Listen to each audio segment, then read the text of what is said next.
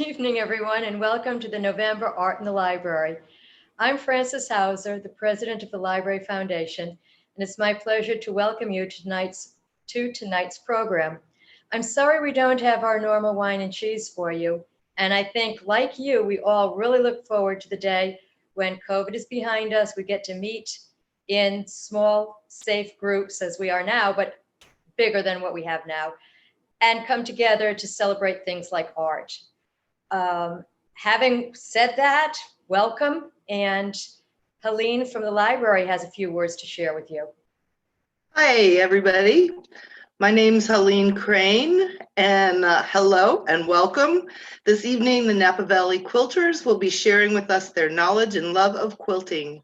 The Napa Valley Quilters was founded in 1981, and their group continues to grow and nurture each other.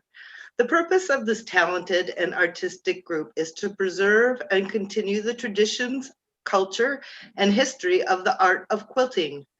They are exhibiting this work in the library through the month of November. At this time, the library is open to the public, so please drop in and see their beautiful work. After tonight's presentation, we will be opening up for a question and answer with the artists. We ask that you type your questions using the chat button at the bottom of the screen. You can enter your questions at any time during the presentation, and we will save them till the end, and then the artists will answer them. With that, I am happy to introduce the Napa Valley Quilters. Welcome, Linda. Thank you. I'm Linda Foytz. I have been quilting since I was a child. I remember sitting on the sofa with my mother hand piecing quilts, mainly the quilt that was to go on my bed. So I have a history.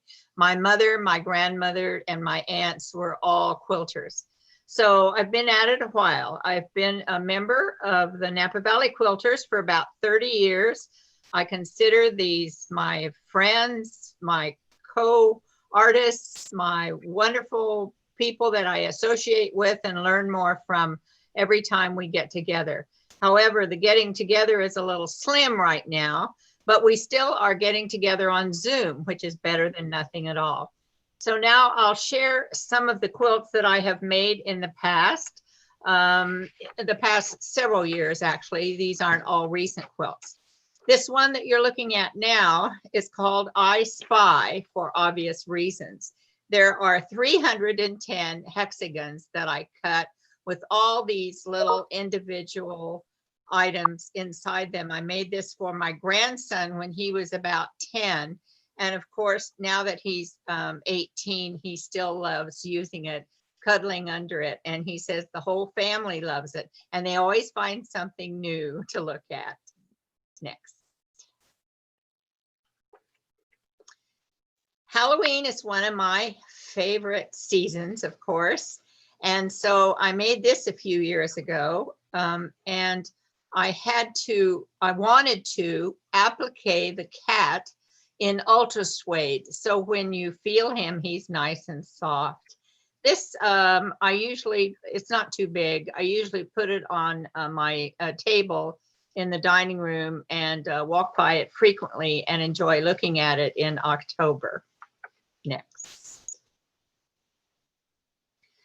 This is one that I made. It's a bed-size quilt that I made for one of my grandsons who was going off to college. So for his high school graduation. It's actually called Bearcat Blocks because the school that he was going to, their mascot was a bearcat. So these are made dimensionally to look dimensionally with light colors, medium colors, and dark colors. And so I had a lot of fun picking out all those fabrics for my grandson. As you can see, there's not very many flowers in there because he was going away to college. He couldn't have flowers in his quilt. Okay, next.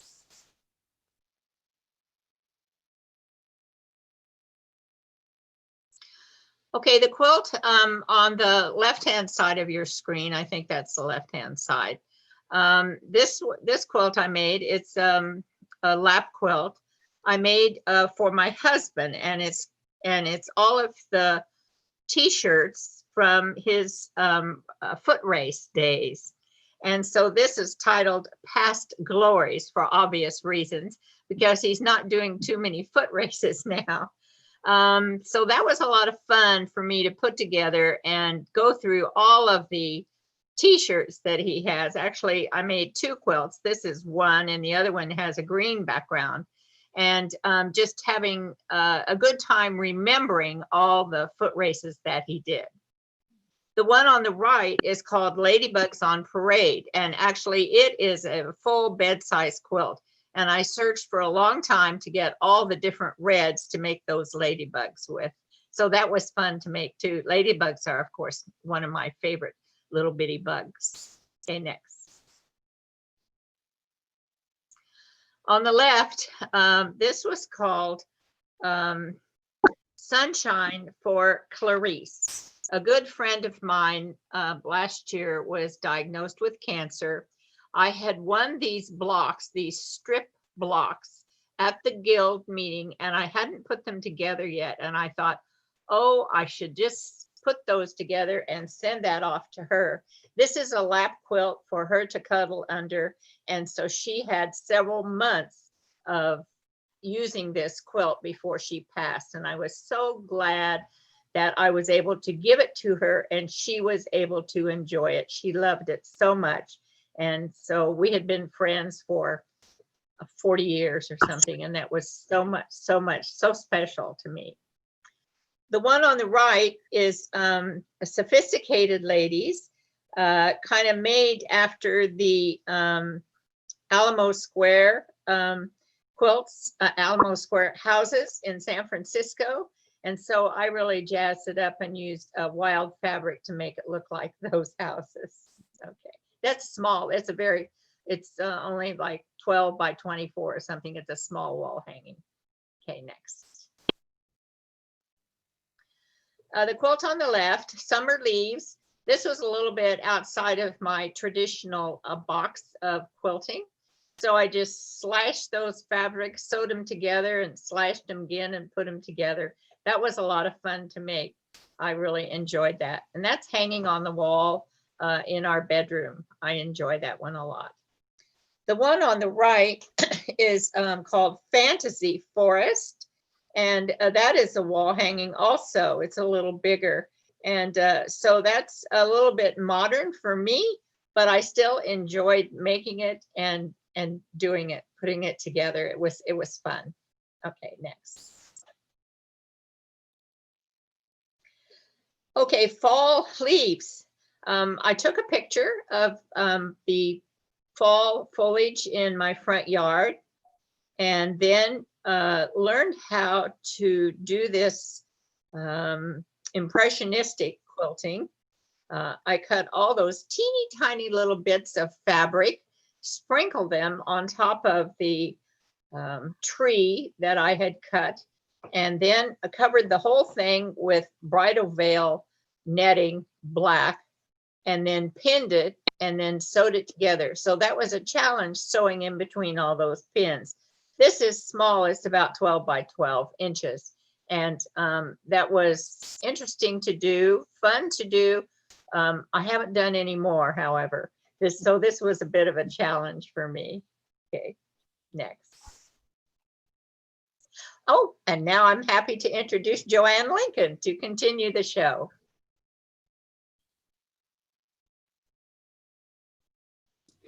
Unmute. Whoops. Can we go back one? Can we start at the other? Okay. I'm Joanne Lincoln, and I've been quilting for about 30 years and was a traditional quilter for the first 20.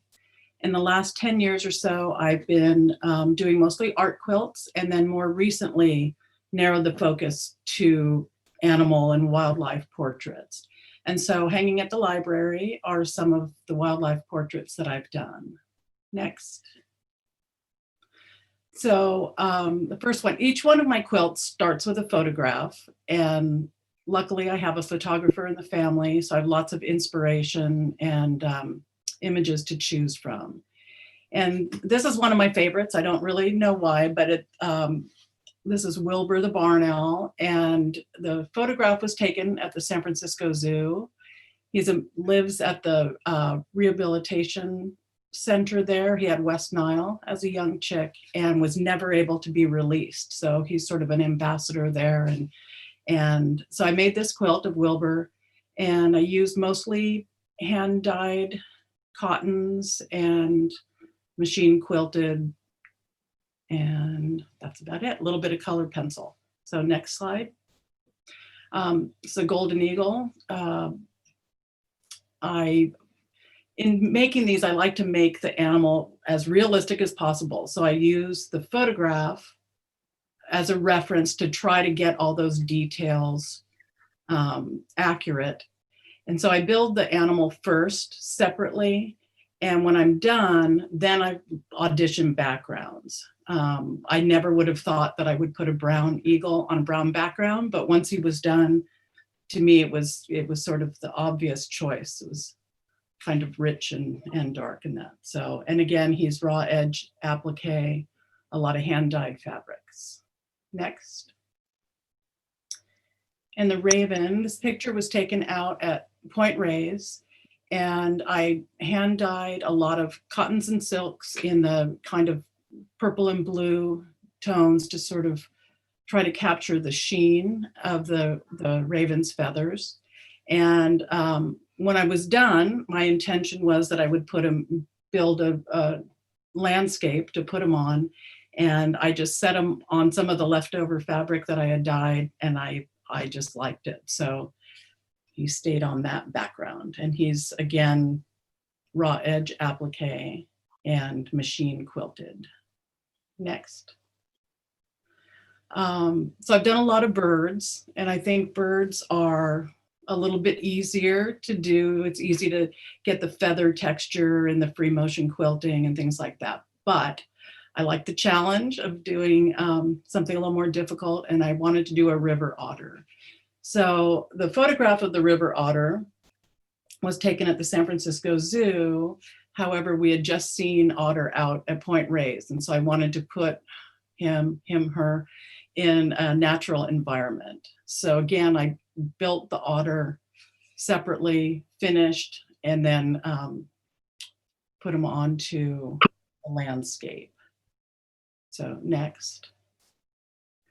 So a couple of years ago, I took a class from Pam Holland on cheesecloth quilts.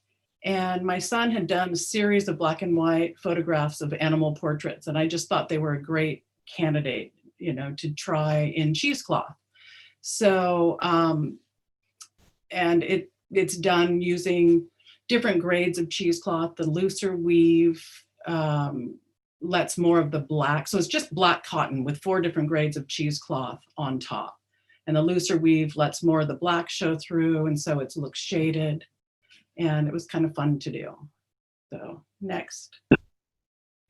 So kestrel. And the original photograph of the kestrel was on a metal stake fence with barbed wire.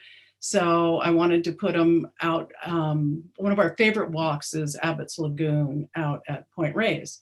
And so I just created kind of a Abbott's Lagoon looking landscape and to put the kestrel on, and did a lot of free motion stitching with heavy threads to try to get the grasses in the foreground.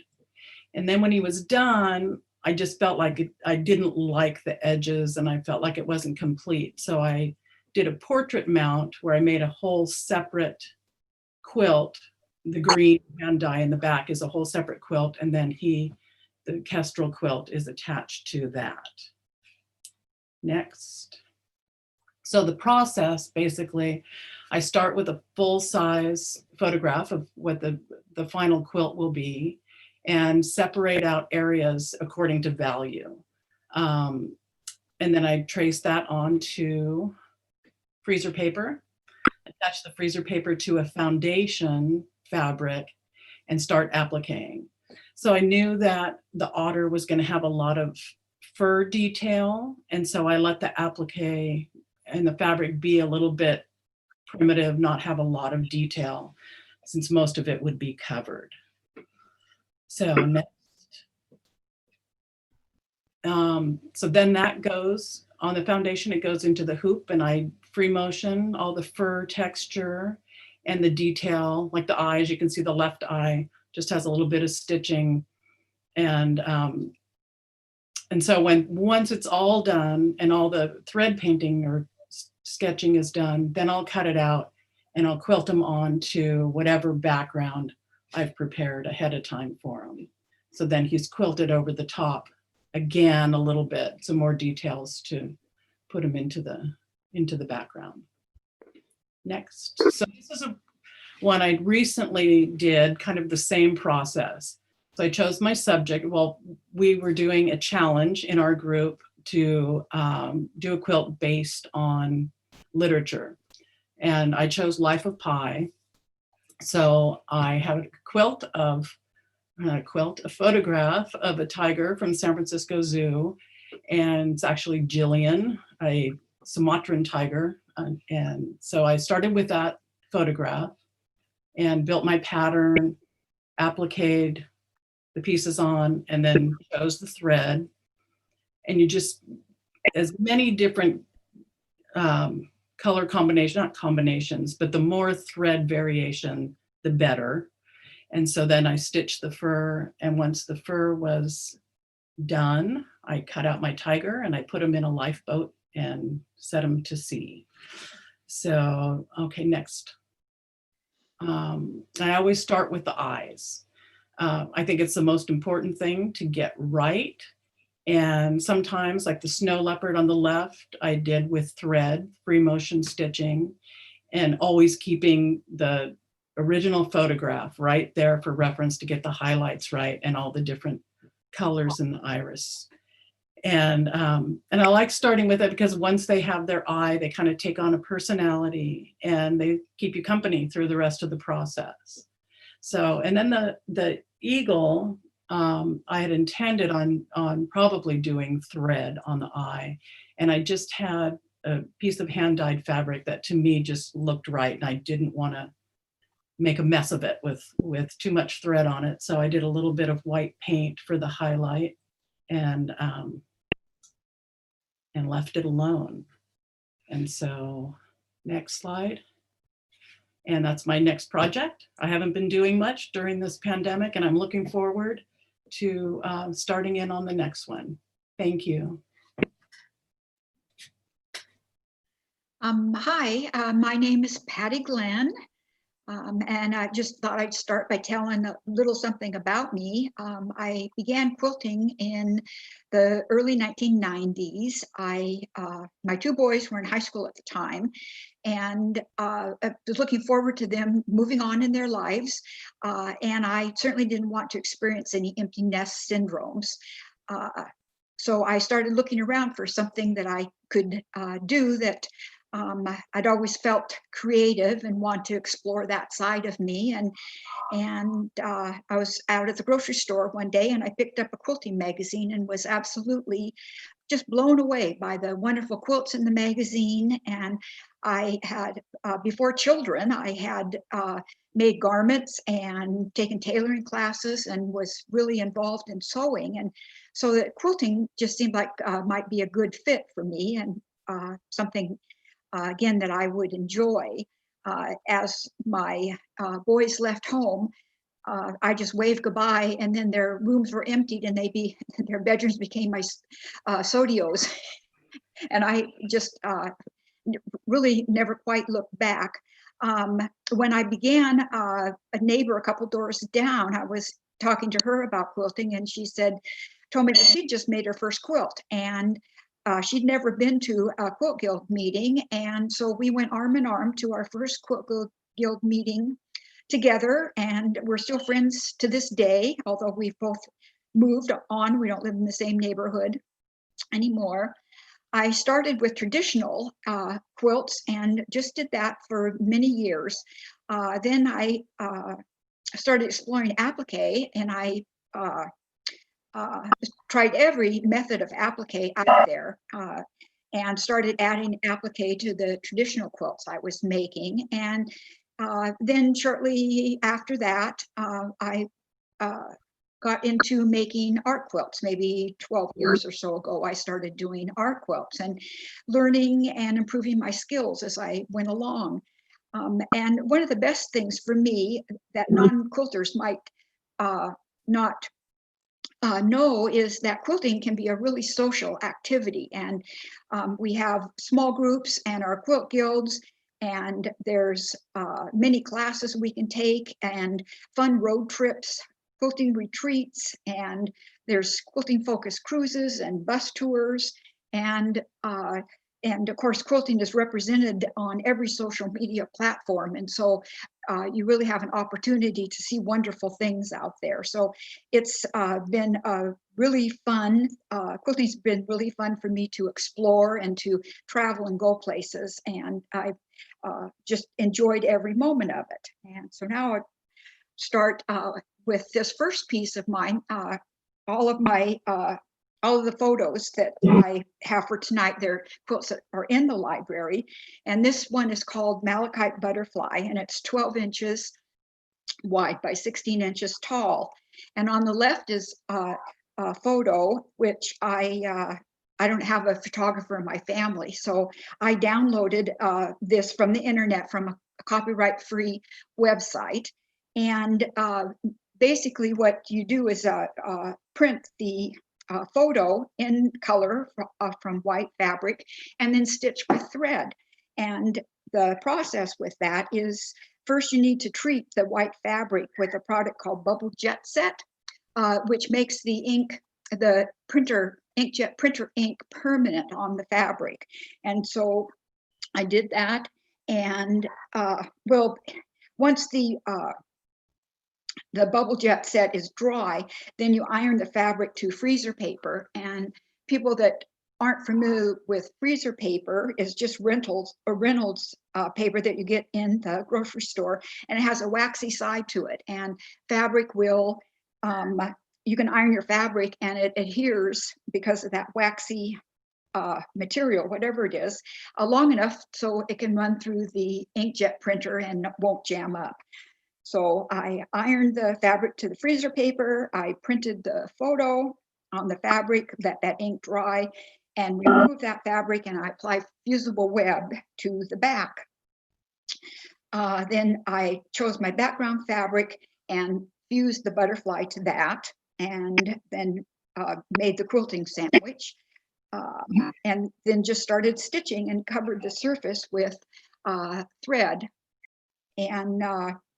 And then for the background quilting, I randomly divided it into sections so I could vary the design and add a little more texture to it. And you'll notice on the photo that the whole leaf was not, didn't get captured on the photo. And I thought it'd be nice to complete the leaf. So I made a little pattern of what I thought the leaf might look like and hand appliqued the leaf and stem to the background. And next photos. Oh, thanks. So this is a detail shot of the stem in the bottom of the leaf, and you can see a little bit the detail in the stitching on the butterfly. All right, we'll go on to the next one.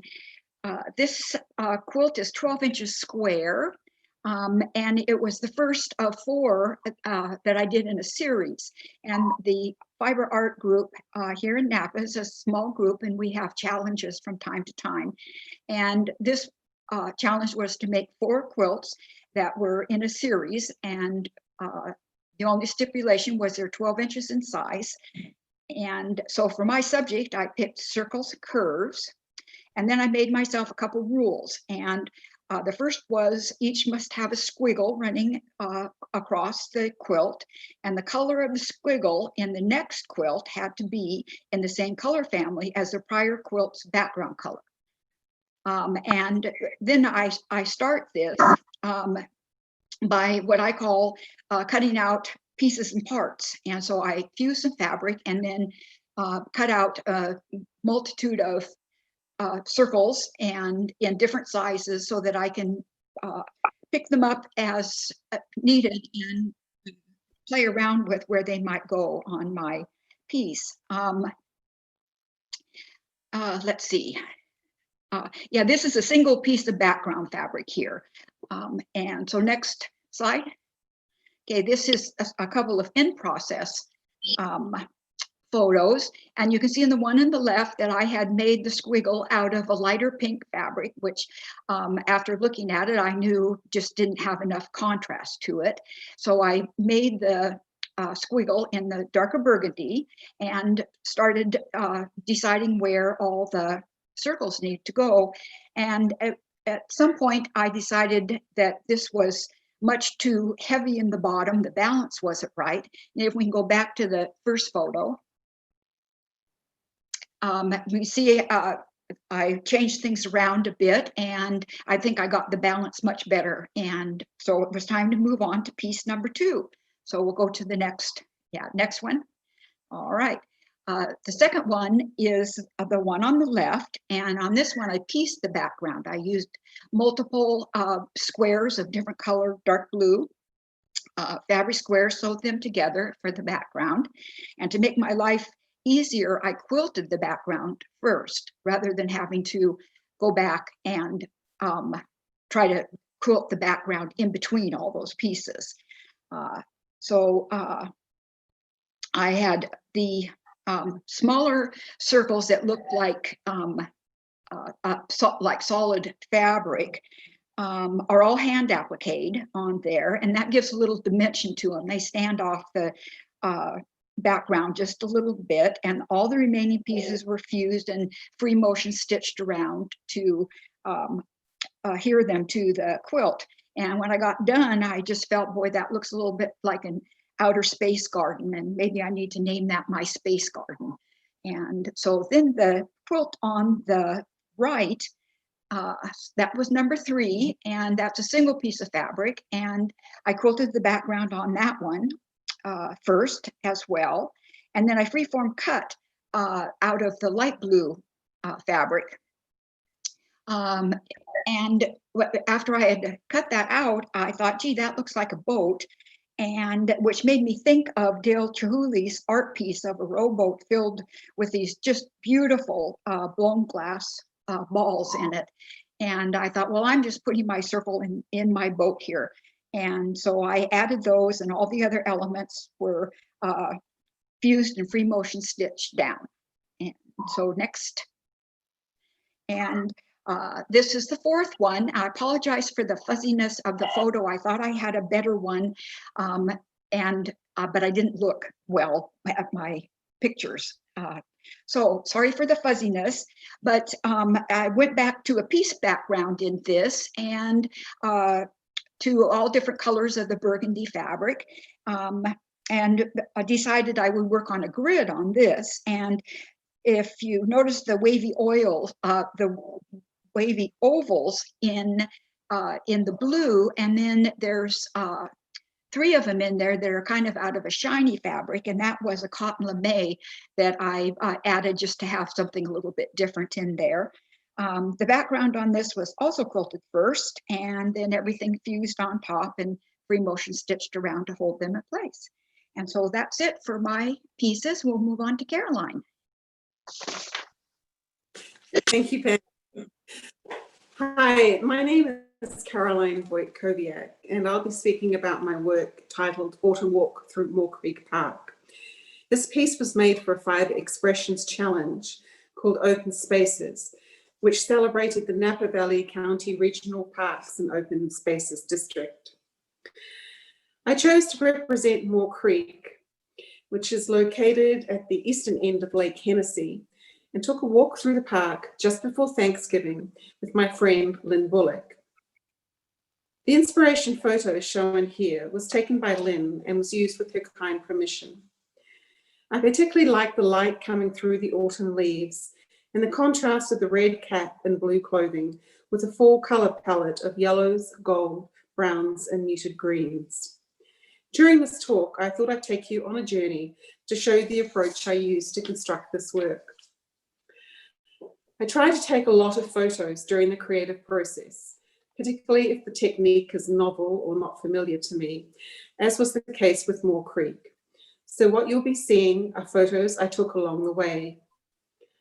Photos enable you to look at a piece in a new way, with distance, to document progress and serve as a record of different possible alternative approaches before finally committing to one or the other.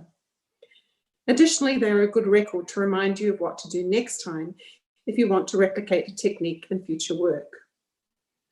I started creating landscapes after taking a class with the renowned textile artist Sue Benner. Although I create works using several different techniques and different themes, which you will see if you come to this exhibition, it is in creating a landscape that I find myself lost in a happy, creative space. Sue gave an excellent piece of advice to the class, which was to study the techniques of painters and not other textile artists, and incorporate your findings into your work. This will not only make your work more original, but also serves as a springboard to future exploration. Later on, for example, you will see the influence of my favorite Impressionist painters. Next slide, please. I knew I wanted to use a specific technique on Moore Creek, which was demonstrated to Fibre Expression members by Joanne Lincoln. She had learned the technique in a class taught by the Australian textile artist Sharkey.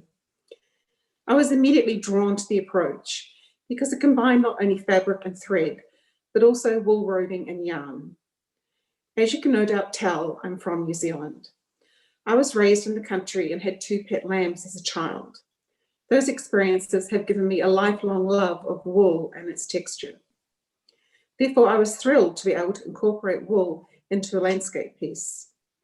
Above everything in textile art, I love texture. And here I can really create a lot of different textures using cloth, thread, and wool. Here is one of the many test pieces I did to try out different uses of my media and to answer questions. How to use the wool roving, particularly what kind of felting could be expected with the technique from the different kinds of roving. The effects from the different stitch patterns and different threads. The use of different pattern fabric or solid colored fabric. The different effects of the fabric, size of the fabric confetti. This is similar to a painter making several sketches before starting on the final work. I feel it's very important too to test on a small piece before committing to a larger piece. The full size of this work is 39 by 29 inches, which is my largest to date. Finally, all those test pieces, particularly if accompanied by notes and photos, serve as a permanent library that I can draw upon for future study or work. It is important to me to take photos before, during, and after the textile process because I often can't recall exactly how a piece started, even if I have the physical result in my hand. This means that I may be unable to replicate it again if needed, or even worse, if the result is undesired, I may not remember how to avoid it in the future. Next slide, please. I chose to divide the work because of its size into 2 background pieces. Here is the upper piece, which is about 2/3 of the entire length. I found the perfect green batik in my stash for the background, which gave the impression of tall trees. I then cut and fused more tree trunks in various shades and patterns of green and brown, all batiks, to build up the depth of field for the forest, as you see illustrated here. I use batiks because they fray less, which is important when working with narrow, thin pieces like tree trunks, and also because the technique involves washing the piece. Sometimes fraying is desired, but I didn't want that effect here. Next slide, please. And here is the completed upper background drying on a towel. I added yellow and green confetti fabric together with various shades of green roving.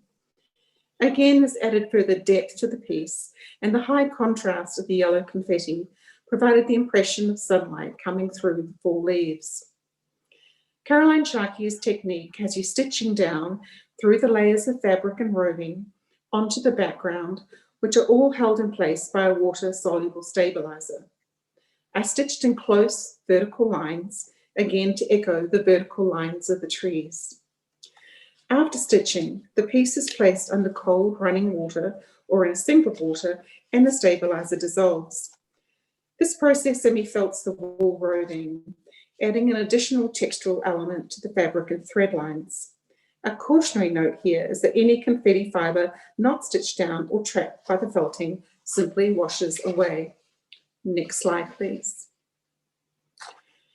This is the bottom background piece showing the addition of wool roving over the background fabric. I always work with the inspiration photo close at hand. Here I am trying to recreate the path amid the leaves. Next slide, please. And here is my fibre artist version of the painter's palette. Piles of batik fabric, randomly cut up into sizes, as previously determined by the experiments in the beginning, which are now ready to be sprinkled on top of the roving in the previous picture. Next slide, please. This is the finished lower background after stitching down and removing the stabilizer in water. I chose a more random meandering stitch pattern here, using a variegated thread in 4 colours to imitate the chaos of the fallen leaves. Next slide, please.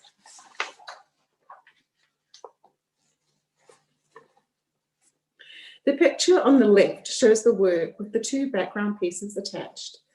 The figure is in place and a large overhanging branch appliqued on top. This all sounds very easy, but each step required me to resolve several technical construction issues that I had never faced before to achieve what you see here.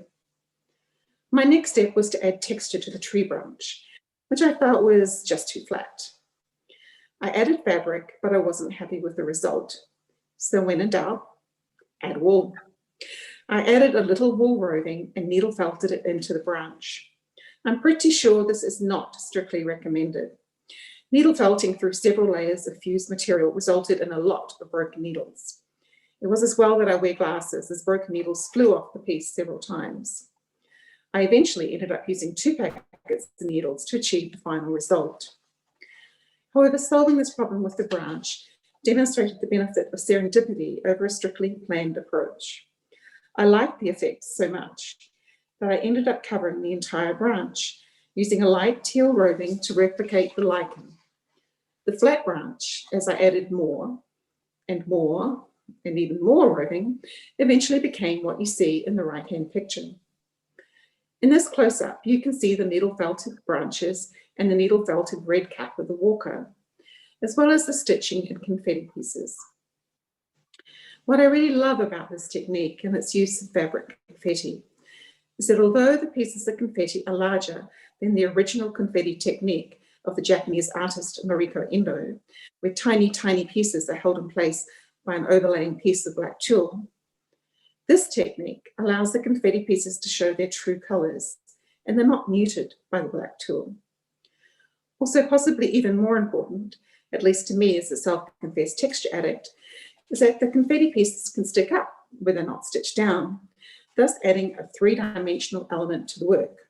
And you guessed it, more texture. Next slide. Here is the completed work. It's a mixture of faithful representation of the figure and the overhanging tree branch.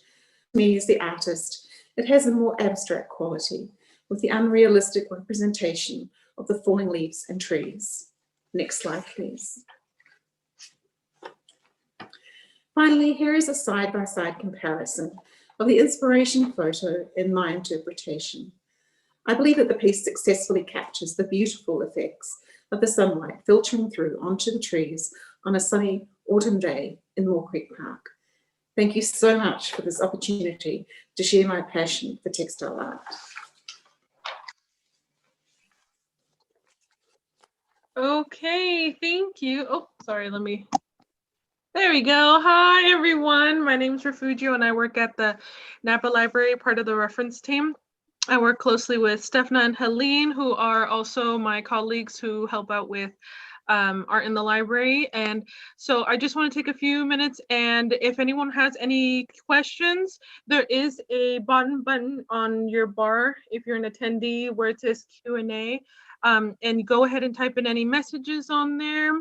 Or if you want to raise your hand too, we could do that. Let me just go ahead and.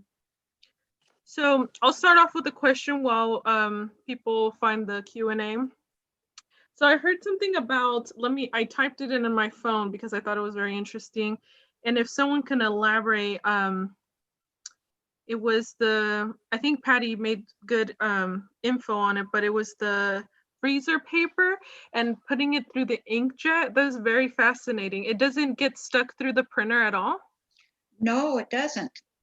Um,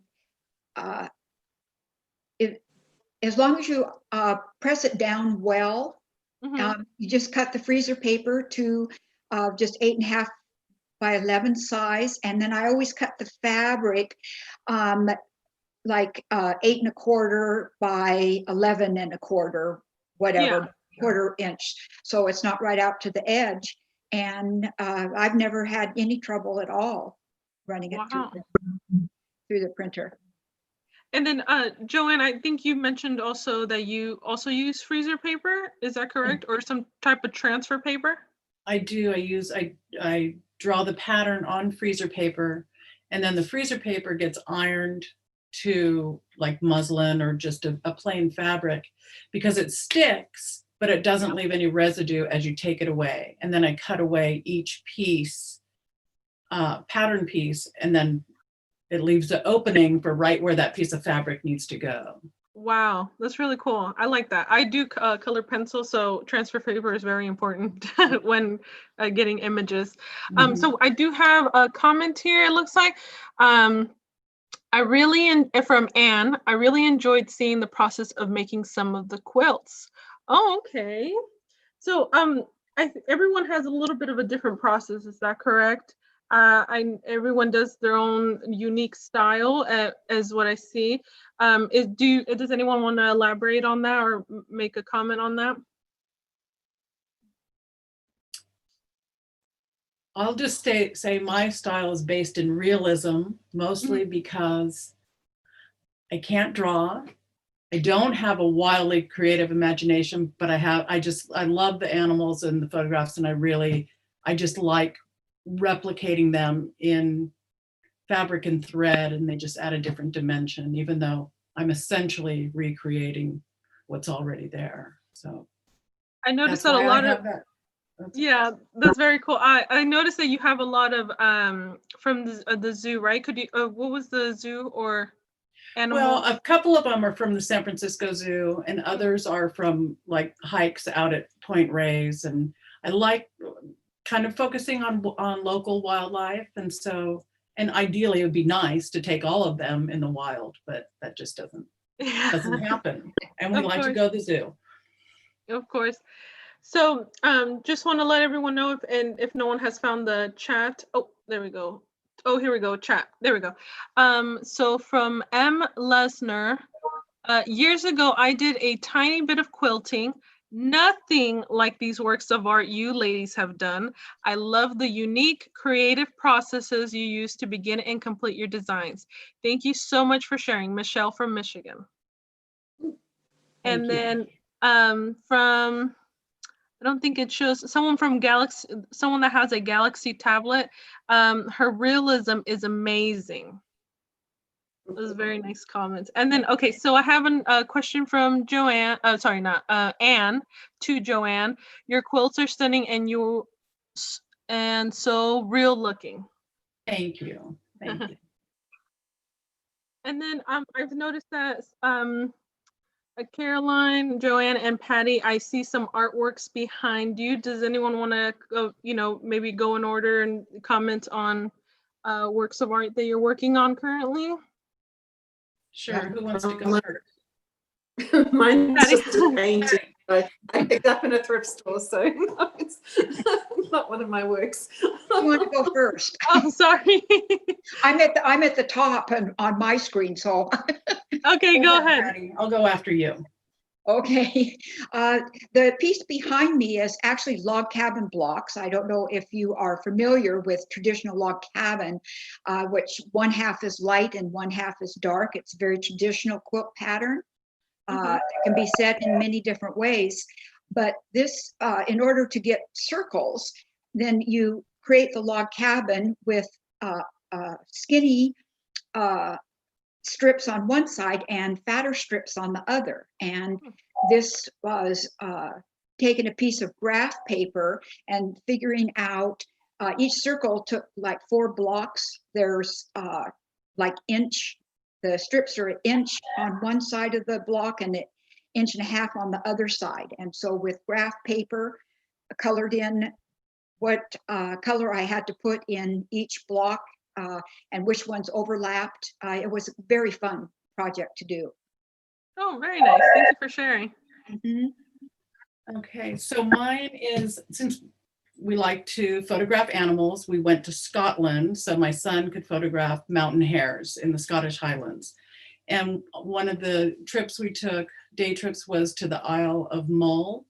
And these are 2 abandoned boats that are on the shore on the Isle of Mull. And so this was from a photograph that he took.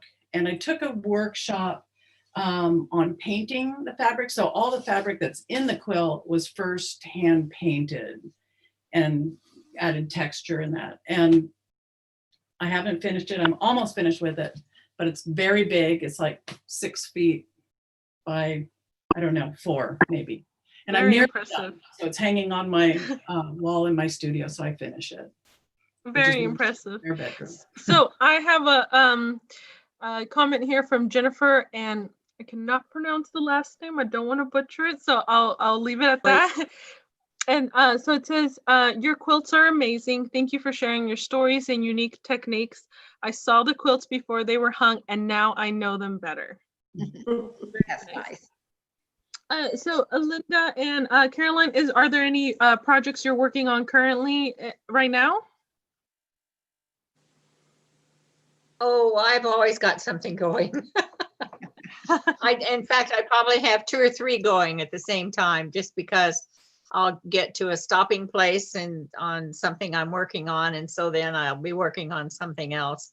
So there's always something out there brewing. So and nothing spectacular. A wall hanging, that's about it for now. So Yeah, very cool. What about you, I'm Caroline? I'm working on a replicated baby quilt for a friend of mine who lost their house in the fire. So her 4-year-old wants her quilt replicated, which was a job tracking down the fabric because it's 4 years old. So I'm working on that, and I'm working on making a quilt for her dad. One of the things that the Quilt Guild does is donate quilts to people who've lost their houses in the fires. So if anyone knows of anyone who's lost a house, contact the Guild, and we'll give everyone in their family that wants one a quilt. And then I'm working on my food challenge, which is going to be an image of a bowl of pasta, of course, with wool. Thank you for sharing that information. So I do have from M. Lesner. I don't know if I'm saying that correctly. I'm sorry if I missed it, but do any of you sell your pieces?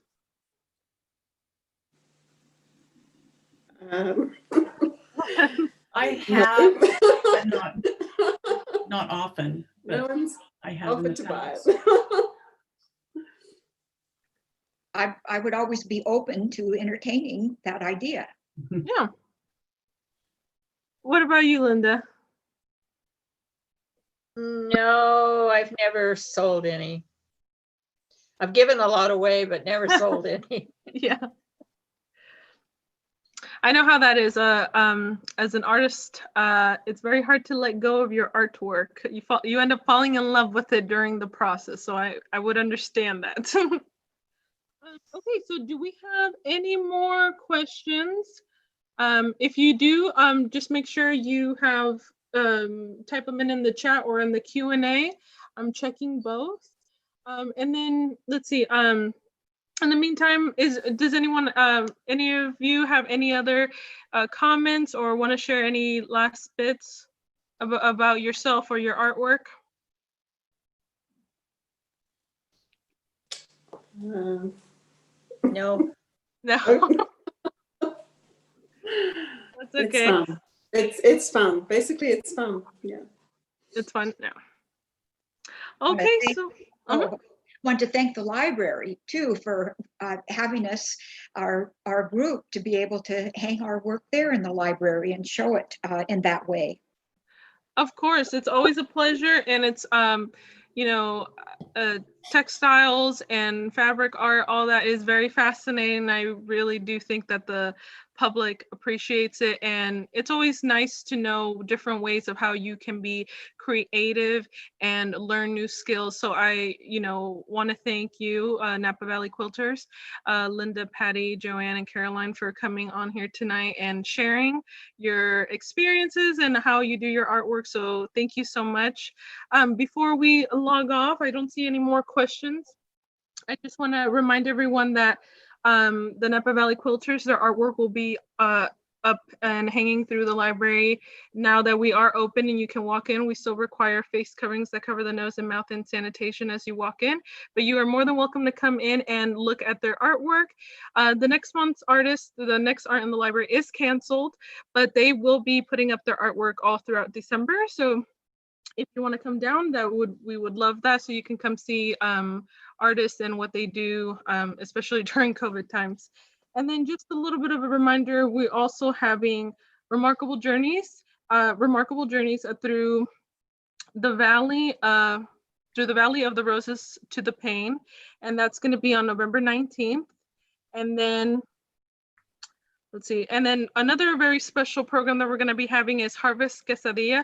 It's going to be a cook along, and that is going to be on November 19th. So please give us a call if you want more information on those other programs. And and thank you again for coming, and thank you for the Library Foundation and the Napa Valley Quilters and everyone that attended. Thank you so much. Thank you, Fiji. Thank you. Thank you. Thank you.